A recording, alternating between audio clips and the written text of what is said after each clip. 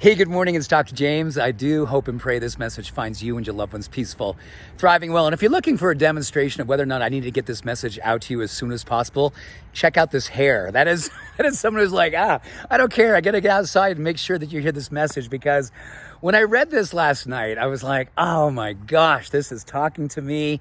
Oh, it's going to be talking to a lot of us. So this is all about iPhones. And yes, I am having this message brought to you today on an iPhone. So the latest research said that over the last year, we increased the amount of times that we looked at our iPhones from over 1,500 times a week. Now we're cresting towards 2,000 times a week. Oh my gosh, what is up with that? Is it that attractive to look at an iPhone? Yes, it is. Not attractive in a hopeful way or an optimistic or a spiritually beautiful way. It is an addiction that is wiring deeper and deeper and deeper. And what's really interesting is that they're equating this need to look at our iPhone to this need to kind of check in and see if we're going to be okay, or check in and see if I'm okay, or is the world okay, or is my post getting enough okays? It is all about that, looking outside of ourselves for validation or for certainty. That's the word I want to talk about today. You know, the science of certainty is really, really interesting because as this past year has unfolded, one of the things that we're seeing more and more that we want emotionally and physiologically and neurochemically, we want certainty. So now that we're looking at our iPhones, and if you own an iPhone, you may relate to this. If you own an Android, interesting enough, Android users are about 2/3 less. So if we're 2,000, they're kind of in that neighborhood of 1,000 or so. So about half as much, actually. And so an Android doesn't seem to be as much addiction as the iPhone is. Just a little caveat there if you're an Android person. But here's what's interesting. This idea of certainty. And this is kind of what I love about what this study brought up for me. I do find myself looking at my phone for no apparent reason.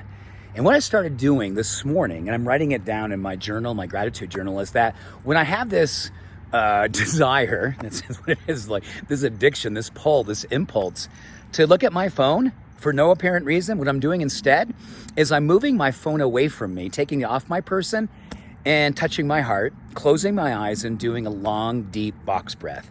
Because a box breath is one of the coolest things that we know, and it's been used by Navy SEALs and the most prolific performers who have to do things under stress and pressure and keep their mind and their heart and their spirit centered.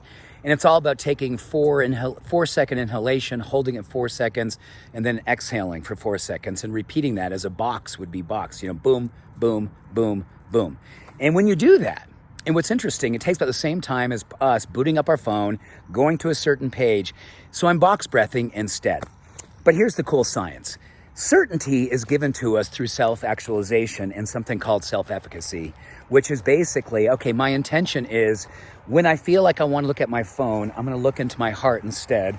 I'm going to do a breathing practice to connect the part of my being that needs certainty. The part of our being that needs certainty just simply is a part of our mind and a part of our heart that is looking to center in and feel acknowledgement. Acknowledgement.